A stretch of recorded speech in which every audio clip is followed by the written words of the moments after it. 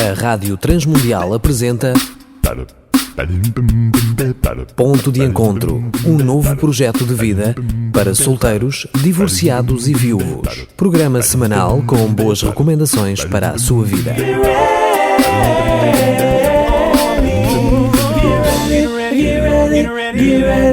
Olá, estamos a dar início ao nosso ponto de encontro. Quero-vos dar as boas-vindas, amigos ouvintes. Hoje vamos continuar a falar do tema deste mês, que tem a palavra-chave cuidando-nos. E hoje vamos falar especificamente sobre família, resiliência familiar. E para isso eu convidei um grande amigo, o Dr. Paulo Nogueira. Ele é um dos técnicos do nosso gabinete de psicologia. Então, Paulo, muito bem-vindo ao nosso ponto de encontro. Olá, Danilo. Olá a todos. Obrigado pelo convite e é um prazer estar aqui contigo. Obrigado, Paulo. Então vamos começar, amigo, por definir este conceito, resiliência familiar. O que é isto, Paulo? A resiliência familiar tem como princípio capacitar as famílias para as ajudar a se adaptarem, para lidarem e crescerem, de facto, em situações de crise e a desenvolverem-se. E no desenvolvimento da resiliência familiar, as famílias vão descobrir competências que vão favorecer, de facto, o bem-estar de todos os seus membros. Exato, então é um processo que todos nós podemos entrar e continuar para o resto da vida, não é? Irmos adquirindo maior capacidade de enfrentarmos, de lidarmos e de ultrapassarmos as dificuldades que a vida nos traz. É isso? Sim, e sairmos ainda melhor como família de todas as situações problemáticas, adversas que vêm à vida de cada família. É bom que ao passarmos consigamos, e com certeza com resiliência familiar, sairemos mais fortalecidos como família ao enfrentarmos as questões que vêm à nossa vida.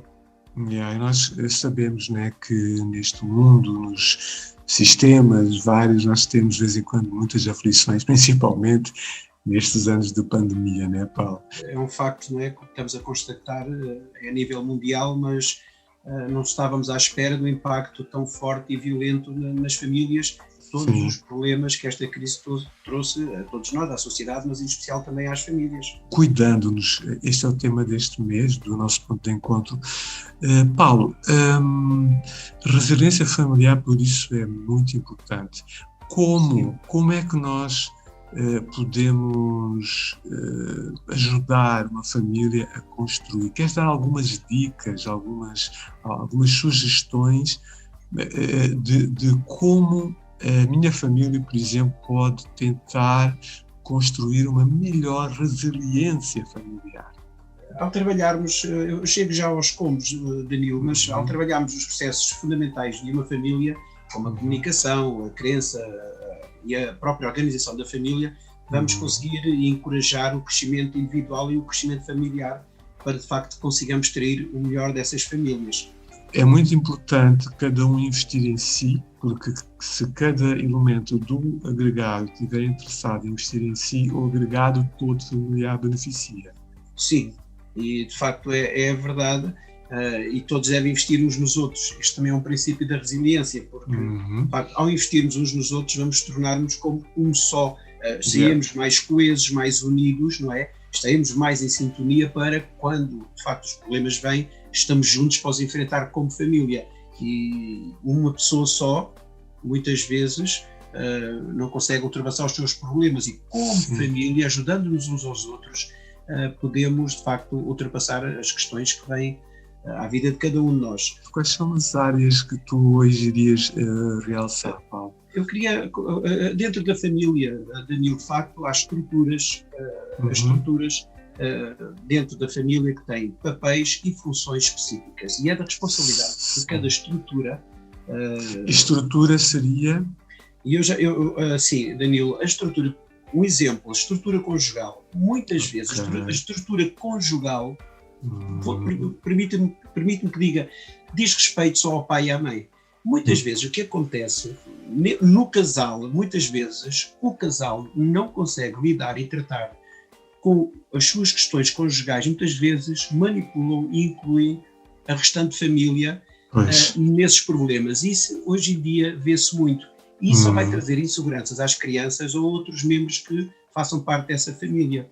Então, dentro desta estrutura conjugal, é bom que o pai e a mãe, ou o casal em si, o marido e a mulher, não é? O marido e a mulher tratem de todas as suas questões ao nível de casal e que não incluam outras pessoas. Muitas vezes tem a tendência... A sogra, o sogro... Sim, os filhos. Hoje em dia há uma tendência. Hoje em dia temos muitos divórcios, de facto, e muitas separações. E muitas vezes há a tendência a coligar-nos com um dos filhos para obtermos a opinião, ou seja, a opinião, não só a opinião deles, mas também vantagens contra o outro cônjuge. E isto é disfuncional para as crianças, porque não vão ter segurança nos seus pais. E isto é bom que se diga que, de facto, a estrutura conjugal deve resolver, é da responsabilidade deles de tratarem tudo o que diz respeito ao casal e não incluírem principalmente as crianças, ou os jovens ou adolescentes, porque traz insegurança e não traz confiança aos seus membros. E, de facto, não traz resiliência familiar. Ao tratar dos problemas em conjunto, quando as crianças percebem que os seus pais têm uma discussão, têm uma palavra menos própria uns com os outros, mas, apesar dessa discussão, dessa palavra menos própria, quando eles percebem que depois resolvem e que ficam bem um com o outro, isso traz confiança, é o contrário. Traz confiança e segurança às crianças. Então é muito importante as questões conjugais ficarem dentro desta estrutura só e não serem incluídos os membros, sejam eles... Certo. Então devemos tratar os assuntos, por exemplo, se há uma situação entre um pai e um dos filhos, pode ser primeiro tratado entre eles. É claro que o resto da família pode ter sido também afetada e depois poderá ser também incluída.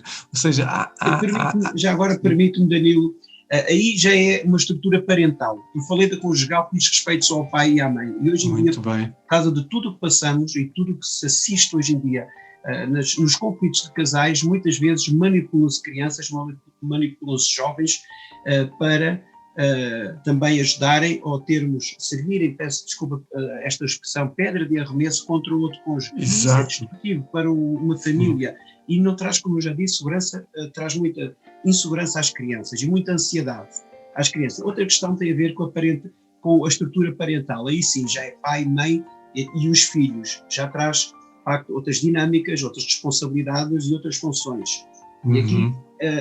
E aqui, por exemplo, eu posso dizer-te, Danilo, que também cabe aos pais cuidar, não é, prover das necessidades físicas, emocionais e de segurança dos jovens. Muitas vezes o que assistimos, de uma forma muito negligente, os pais deveriam cuidar dos filhos, não é? E muitas vezes é um irmão mais velho ou um irmão que toma conta das crianças. Os pais negligenciam o crescimento das crianças e responsabilizam uma criança por tomar conta dos seus irmãos. Isso acontece mais em algumas culturas. Em algumas culturas, por exemplo, eu penso que no meu país, em Moçambique, isso é muito comum. Mas de uma forma pontual, no país da minha esposa também, no Brasil isso é muito comum. O irmão mais velho, a irmã, recebe mas de uma forma pontual, Danilo, de uma forma pontual é benéfico, porque une até entre irmãos até de vez em quando é bom. Eu digo de uma forma negligente. Quando um pai está em casa e obriga um dos irmãos, por exemplo, quando um pai está hoje em dia, um pai está no computador, está no telemóvel a fazer... Eu estou a falar de coisas simples, não é? E negligenciam o cuidar da criança, ou educar, ou ter de chamar a atenção a uma criança e permitem que seja um dos irmãos a fazer isso. E isso é estar a passar funções que não competem a um dos irmãos fazer, é ao pai. E muitas vezes é desta forma negligenciada. E eu sei que noutras culturas, de facto, em Portugal, se calhar há mais tempo, havia muitos dos irmãos que ajudavam, e com certeza ajudavam a cuidar dos irmãos, que o pai e a mãe estavam fora. Mas eu volto a referir de uma forma negligente, os pais estando presentes, mas não queiram assumir as suas funções. E isto também traz muita insegurança sempre às crianças. Falando agora, Paulo, de como continuar a construir resiliência familiar, como é que a comunicação pode ajudar? Eu aqui falei de forma negligenciada de desresponsabilização da parte dos pais. A comunicação tem que ser clara e tem que ser coerente, ou seja, tudo aquilo que é passado como princípios e valores para as crianças tem que ser visto também na vida dos pais, na comunicação. Muitas vezes o que não acontece, isso não acontece, ou seja, não há exemplo da parte dos pais, e isso também não traz segurança nem confiança às crianças, porque é exigido algo. Isso fragiliza a família em vez de a tornar mais resiliente. Mais resiliente, sim. Ok. Em vez de se criar pontes. Deve haver exemplo. Comunicar-se, fala-se, mas com coerência, como disseste. Sim, tem que haver coerência. Entre as palavras e as ações tem que existir coerência. E a nível emocional? Sim, e a nível emocional? Expressão de Danilo, emoções. por exemplo, eu vou falar da questão de algo que traz sempre muito isolamento nas crianças, este relacionamento parental, que é aquela idade da adolescência. Muitas das vezes, nesta idade, há sempre um isolamento muito grande, porque o adolescente pensa, não sou entendido, não sou compreendido, não gostam daquilo que eu gosto. Muitas vezes deve haver um esforço da parte dos pais de acompanharem e até de monitorizarem esta fase da vida, porque é própria, não é? E eu posso dar exemplos, Danilo. Hoje em dia, nós aqui em Portugal, de facto, com a pandemia, as crianças cada vez mais estão no computador e os adolescentes, porque têm que trabalhar em casa, a escola, e passam muito tempo. E uma mãe, por exemplo, percebe que a filha passa muito tempo no quarto, se calhar se ela se interessar, em vez de ir lá só perguntar como é que estás, estou aqui a fazer um trabalho ou estou a ouvir música, se ela se interessar por aquilo que a filha está a ouvir, não é? Ou seja, percebe que há ali um afastamento, que está a perder um pouco a ligação com a filha, não é? E se calhar a mãe começa a se interessar por, o que é que estás a ouvir? Olha, se calhar a mãe, ao pesquisar a banda que a filha está a ouvir, se interessar pela banda ou a música que a filha está a ouvir, eu estou a dar este exemplo, não é? Se calhar vai começar a haver ligações, se calhar a mãe também pode desenvolver até algum gosto por aquela música, passa a haver ali um elo de comunhão, de ligação, onde já possam falar e partilhar um gosto comum. E as crianças começam a perceber que os pais se importam nesta idade. Em vez de se criar um isolamento, cria-se união e coesão, ou seja, está-se a criar ali ligações, vínculo entre a mãe e a filha, mas está-se a criar união e coesão. A filha, ao perceber que a mãe está perto, muitas das vezes também procura a mãe, ou seja, os adolescentes procuram estar também e vai ajudar. Muitas vezes o que acontece é que depois a filha vai estar nos afazeres, os quais foram as responsabilidades da parte da mãe. Muitas vezes já vemos a filha também a sair e estar, ou os filhos a estarem com a mãe, por exemplo, este exemplo que eu dei. E, de facto, esta união e coesão que se pode criar e não permitir o isolamento dos adolescentes é muito importante, Daniel. Criar união e coesão é dos fatores mais importantes na criação da resiliência familiar. Pois, isto às vezes são hábitos novos, não é? Que são necessários ser adquiridos, serem treinados, e em algumas situações onde isso é bastante extremo, ou seja, onde houve uma quebra de vínculos afetivos e emocionais entre, por exemplo, pais e filhos adolescentes, pode ser necessário se pedir ajuda técnica para isso, não é? Aqui a terapia familiar, neste sentido de ajudar os relacionamentos, as interações dentro da família, é muito importante. Um técnico a ajudar a encontrar novas respostas, dar novas respostas às questões que se levantaram, ajudá-los a ter uma visão de fora, dar-lhes uma outra perspectiva, dar-lhes ferramentas para eles poderem, em conjunto, trabalharem. É muito importante, muitas vezes, o técnico, quando não se chega a um consenso e muitas vezes temos sempre a mesma maneira de agir perante uma situação e não a resolvemos, de facto a ajuda de um técnico que traz outras soluções ao problema é muito importante. Nós sozinhos não conseguimos tudo, ninguém sabe tudo, não é? E às vezes temos mesmo de recorrer à ajuda. Estamos a falar de casos mais difíceis. Dr. Paulo, continuando assim, mais algumas dicas, por exemplo, ainda a nível da comunicação, o sentido do humor. Peço desculpa, tínhamos falado nas questões emocionais. Sim, e também um dos fatores muito importantes entre a família que traz que traz a construção da resiliência familiar, de facto, é a partilha das expressões emocionais e valorizá-las. Um exemplo, um caso de doença de um cônjuge, de um dos filhos, mas aqui no caso de um cônjuge que aparece uma doença que não se estava à espera, em que, de facto, um dos cônjuges tem que ser operado e vai passar por situações bastante angustiantes, onde vai ter medo porque não sabe os resultados de biópsias, por exemplo, da operação que vai ser feita. E muitas vezes o que acontece é que a pessoa que está em angústia, com receios, que tem fatores de stress, que está perante o desconhecido, que é uma doença que é muito grave, poderá ser grave, muitas vezes partilha emoções, e se não cultivarmos o ouvir as expressões do outro, muitas vezes não nos conseguimos pôr no lugar dela, que é chamada a empatia. E não é só o ouvir, mas mais que isso, é escutar, acolher, sim, né, podemos ouvir, sim, temos que trabalhar também as respostas a essas expressões mais emocionais, porque muitas vezes ouvimos, e eu dou-lhe um exemplo, uma pessoa que diz: estou com medo porque vou ser operada à garganta, e a resposta da pessoa é: não te preocupes porque as tecnologias estão muito avançadas.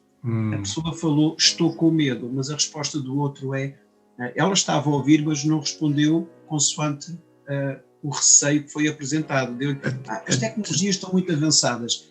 O que foi partilhado foi: estou com medo. E muitas vezes temos de estar atentos, temos de cultivarmos isto em nós, percebemos: estou com medo, ou seja, é normal, se calhar depois temos de ter uma resposta: é normal teres medo, vais ser operada, não sabemos o resultado, depois vamos saber os resultados, é normal teres medo perante uma situação nova e desconhecida para ti. E se calhar também eu poderei dizer: olha, se calhar também teria medo se fosse uma sala de operações e tivesse de ser operada à garganta. E aqui muda, de facto, o Danilo estava a falar, de facto, da escuta, não ouvirmos só, mas escutarmos com atenção, principalmente estas expressões emocionais, porque permite-nos colocarmos no lugar do outro. E muitas vezes, quando damos respostas facilitistas ou respostas fugitivas, às vezes, não é? Sim. Porque não sabemos como lidar, se calhar também estamos com medo e queremos fugir. Sim, há pessoas que dizem que é horrível quando lhes chegam e têm aquela resposta que é nós em Portugal dizemos: a palmadinha nas costas. Não te preocupes, vai ficar tudo bem. Vai tudo correr bem. Vai tudo correr bem, tu és forte. Né? E a pessoa ali com angústia, com receio daquilo que vai passar, com medos, não é? E de facto a resposta é: isto vai tudo correr bem, ser forte. Às vezes até somente dar um abraço, não é? E ficar com a pessoa é uma resposta compreensiva. Às vezes não sabemos o que dizer, o que é que eu vou dizer. Às vezes dar um abraço e ficar com a pessoa... a pessoa percebe: pode contribuir. Estou contigo, estou aqui, estou presente, nem tenho palavras para te dar, mas dou-te um abraço, dou-te um aconchego. De facto é muito importante o estarmos com o outro e nos preocuparmos e gastarmos tempo com o outro, e isto no seio de uma família é muito importante. Constrói resiliência, né? Eles ficam mais capazes. Não só neste exemplo que eu dei do cônjuge, mas também nas crianças. Se as crianças forem ensinadas, de facto, a partilhar os seus sentimentos, as suas emoções, desde a sua meninice, não é? Elas vão estar mais preparadas para esta partilha e também para a escuta. E também acabam por, até na escola, desde a escola, perceberem a empatia e saberem se colocar no lugar dos outros. E até aqui poderíamos ir ao bullying, ao sabermos colocar no lugar do outro, compreendemos o outro. E se calhar até esta questão do bullying deixava de ter tanto impacto, porque já nos colocávamos no lugar do outro e não iríamos gozar, entre aspas, com o outro. Sim. Muitos dos agressores na escola provavelmente já foram vítimas, por exemplo, em casa de algum tipo de violência. Chegam à escola, estão juntos, eles se cheiram, estão juntos e transferem a sua raiva, a sua revolta para alguns que são aparentemente mais frágeis, não é? Neste sentido, penso que a criação de empatia é importante para a resiliência dentro da família, mas também se calhar aqui como indivíduo, desde crianças, então na escola, como falámos, de facto, terá bons resultados porque aprendemos a colocar no lugar do outro. Sim, a empatia pode ser muitas vezes, não sei, Paulo, é uma pergunta, tentarmos ter o foco em sermos compreensivos em vez de tentarmos ter razão, por exemplo, ou racionalizar algo, né? Mas de sermos compreensivos. Sim. pôr-nos no lugar do outro, compreendendo e mostrar que somos mesmo compreensivos com o que fazemos, com o que dizemos. Será isso? Sim, a empatia de uma forma muito simples é, como costumamos dizer em psicologia, é conseguirmos colocar-nos nos sapatos do outro, no lugar do outro, não julgar logo. Nós não podemos julgar, ninguém pode julgar sem conhecer a história do outro, daquilo que está por trás. E muitas vezes, quando nos colocamos no lugar do outro, quando compreendemos a história do outro, a narrativa do outro, se calhar vamos ter compaixão da pessoa, amor e movimento para com a pessoa, porque compreendemos o seu sofrimento ou a sua fragilidade. E deixamos já tirar proveito disso, de facto, como temos estado a falar. Sim, parece-me que nós, como família, precisamos mesmo de nos organizar e termos tempos de qualidade, né? Curtirmos-nos, porque a vida é tão depressa, é tão rápida, os filhos crescem, saem, voam. Danilo, tocou neste ponto, de facto, era outra aqui, ou seja, relacionamentos prazerosos, ou seja, e bem-humorados dentro da família, muito forte para se criar resiliência familiar. Momentos bem-humorados, não é? Tempos bons com os filhos, jogos que possamos fazer, passeios que possamos dar. Quem não se lembra daquelas viagens de carro que fizemos uns com os outros, não é? As memórias que se criam, mas principalmente momentos prazerosos e momentos bem-humorados, vai trazer-nos união, coesão, vamos criar partilha entre todos, vamos estar, e muitas vezes rimos e lembramos e falamos, muitas vezes anos mais tarde falamos daquela ocasião em que tivemos a montar um puzzle de 1000 peças, já estávamos cansados e fartos do puzzle, mas lutámos até ao fim e conseguimos, fomos resilientes com o puzzle e todos juntos conseguimos. Muitas vezes isso acontece, famílias que montam puzzles, entre outras coisas, mas de facto é muito bom criarmos estas relações humanas. Essas memórias afetivas, sim, essas lembranças. Faz parte da construção desta resiliência familiar, que quando vêm problemas como esta pandemia que falámos no princípio, de facto muitas vezes já estamos unidos, estamos juntos para enfrentar as crianças, os jovens, os adolescentes, unem-se com os seus pais muitas vezes e fazem também sacrifícios para enfrentar estas questões que vêm. Agora lembraram de questões financeiras, por exemplo, perdas de emprego, entre outras coisas, de facto têm trazido muitas angústias a todos nós. E se houver resiliência familiar, todos juntos serão mais fortes como família. E Paulo, isso que estás a dizer é o que acontece cada vez mais, né? Nós vivemos em sociedades cujas mudanças acontecem cada vez mais rápido. Sim, então, e o isolamento dentro da própria família, os isolamentos, por isso eu toquei aquele exemplo da adolescente, muito pródigo nisso. Outra questão também muito importante para a criação de resiliência familiar, Danilo, tem a ver com muitas das angústias e muitas dos fatores de stress que temos na nossa vida, também têm que ser vistos dentro do ciclo de vida. Têm que ser contextualizados e desdramatizados. Por exemplo, um jovem que está a acabar uma faculdade, que está no 5º ano e que tem que procurar um primeiro emprego dentro de 5, 6, 7 meses, depois de defender a sua tese de mestrado, e que está a ter fatores de stress e que não consegue dormir ou que lhe dói a cabeça, se calhar, muitas vezes o pai, a mãe, não é? Há que contextualizar e explicar que aquela a ansiedade que tem, não é? Aquela angústia que tem é própria daquele momento, faz parte daquele ciclo de vida que está a viver, sim, não é? Um ciclo que se está a fechar e está a abrir outra, questão profissional, há para ser seguido, não é? Mas muitas vezes estes fins de ciclo de facto trazem fatores de stress e de ansiedade, muitas vezes têm que ser contextualizados e tem que se falar, ter uma conversa com, por exemplo, neste caso o jovem, e explicar-lhe isso. Olha, atenção, tu estás a sentir é normal, porque tu estás a acabar da faculdade, ou quem vai à procura, não é preciso a questão só da faculdade, ou quem acaba a escolaridade, não é, o 12º ano e vai à procura do emprego, são sempre momentos, muitas vezes, de stress para essa pessoa. Muitas vezes há que enquadrar, não é, contextualizar, desdramatizar e colocar ali e explicar que faz parte deste ciclo de vida que estás a ter. E para nós isso parece tão óbvio, porque já passamos por aquilo, mas sim, o nosso filho ou a nossa filha pode estar a passar pela primeira vez por um encerramento de ciclo, não é? E ter que gerir, e é muito bom ouvir isto dos pais. É quase como que uma profecia, dizer, não, tu vais conseguir, tu vais ter um dia o teu emprego, a tua casinha, o teu carrinho, calma, vamos enfrentar isto, não é? Portanto, esta palavra vindo, esta orientação vinda dos pais tem um impacto muito maior do que nós possamos pensar. Sim, né? porque desde o silêncio e da omissão.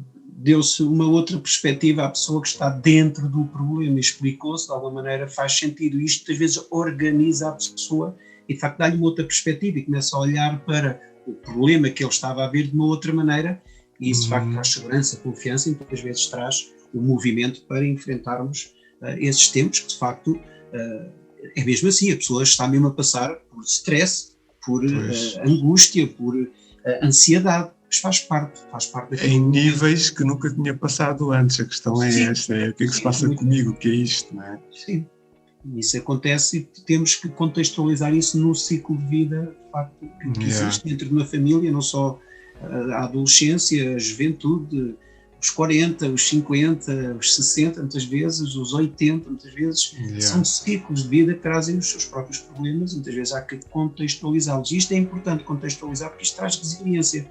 E a pessoa, o jovem que acaba por ouvir isto, de facto, percebe-se, sente que foi percebido, que foi entendido, isto traz coesão, traz pertença àquela família, não é? E, de facto, para a próxima, ele está mais preparado para enfrentar este tipo de situação que venha à vida dele, e se calhar ele já vai enquadrar como isto é outro ciclo de vida que eu estou a viver, isto traz a tal resiliência familiar. Nós em breve vamos ter que terminar o nosso ponto de encontro, mas este mês, né, com o tema Cuidando-nos, tivemos a oportunidade, Paulo, de ter algumas dicas tão importantes tuas sobre resiliência familiar. Já percebemos que às vezes é preciso pedirmos ajuda. Há que ter esperança, não é? Eu ia-te pedir que nos deixasse uma última dica para podermos encerrar. Danilo, também a criação de transcendência e espiritualidade nas famílias é muito importante, porque de facto traz sentido à vida. Podes dizer isso com outras, podes dizer o mesmo com outras palavras, podes reformular a criação de transcendência, podes reformular. Sim, o querer, o acreditar, não é? No sentido de alguma coisa, estamos a falar, ou de espiritualidade, não é? Acreditar em algo é muito importante, traz sentido à vida. Eu aqui não queria... Traz propósito, sentido. Sim, e é muito importante também para a resiliência familiar, o sentido para a vida, termos um sentido. Não estarmos... Sim. É muito importante. Danilo, a resiliência familiar, falámos aqui de situações muito simples, penso, e que fazem parte da vida das famílias. É como uma engrenagem. A engrenagem, quando entram aquelas pedrinhas, as pequenas pedrinhas vão estando numa engrenagem, ao não serem retiradas, vão começar a deteriorar essa engrenagem e poderão vir a parti-la um dia mais tarde. Neste sentido, é um exemplo figurado. As famílias que conseguem ir tirando as pedrinhas que estão na sua engrenagem, não é? E todos, que nem sempre é a mesma pessoa, mas todos juntos conseguem ir tirando estas pedrinhas, ou seja, todos estes fatores de stress, todos estes fatores que trazem de angústia, de ansiedade, não é? Todos em conjunto, ao retirarem estas questões da engrenagem familiar, do sistema familiar, permite que continuemos sempre a andar, não é? Que nos fortaleça, porque vamos estar atentos a todos os problemas que vêm à nossa família, e todos juntos conseguiremos, não é, ir retirando os problemas da tal engrenagem que é a família. E isto é um exemplo figurativo, mas que penso que exemplifica aquilo que é pretendido com a resiliência familiar. Todos em conjunto a fazerem com que o sistema da família continue sempre em movimento, sem quebrar. Certo. Isso, hoje em dia temos de facto visto muitas famílias a quebrar por aquilo que estamos a viver e quebram em grande sofrimento, né? Um sofrimento profundo, alucinante às vezes, não é? Muito obrigado, Paulo, muito obrigado por este tempo. Foi um grande prazer ter o Dr. Paulo Nogueira connosco. Muito gosto, Danilo, e um abraço a todos os que nos ouvirem. Muito obrigado também pelo convite, Danilo. Obrigado eu, Paulo, mais uma vez. E é isso, nós queremos dar um grande abraço a todos que nos ouvem. Sabemos que nos ouvem em vários pontos do país e também em vários países. Aqueles que estão mais longe, nós estendemos com mais força e com mais carinho, talvez, o nosso abraço. Um grande abraço, por exemplo, para os nossos ouvintes da Rádio Capital, em Moçambique, em Angola também, e em outros países da nossa Europa. Então, fiquem atentos aos contactos que o nosso colega Levi vos vai dar, e estamos aqui com uma equipa do Celebrando Restauração para vos ajudar. Grande abraço, até breve. Contacte Danilo Gugeral através do 967 986 360. Poderá fazê-lo também através do Facebook. Estamos a terminar por hoje, mas não perca o próximo programa. Apresentamos Ponto de Encontro, um novo projeto de vida para solteiros, divorciados e viúvos. Um programa semanal com boas recomendações para a sua vida, uma produção da Rádio Transmundial de Portugal.